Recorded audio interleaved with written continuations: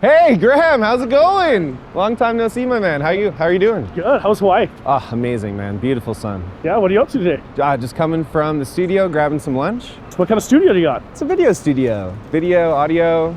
I'm sick. I've actually got a couple of videos I want to shoot. Yeah? I have a free afternoon right now if you want to check it out.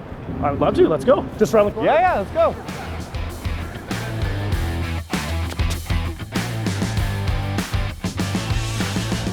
So, when replacing Blvd heating systems, what should I take into consideration in a colder climate like Canada?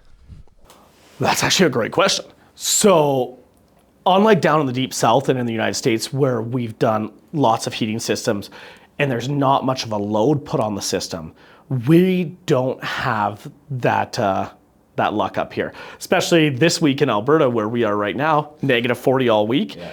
There are certain heating systems that we cannot replace and use with a Blvd in-floor heating system. So if we're taking out your in-floor heating system, most mini splits, for example, are not rated to -40. There's a couple brands out there that say they are.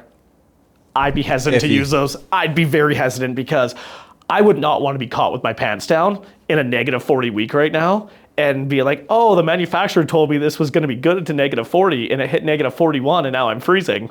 Not going to happen for me.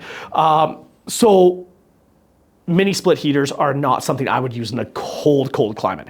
Lower mainland, Ontario, in certain parts of Ontario, Quebec, absolutely the island, I would definitely use a mini split heater.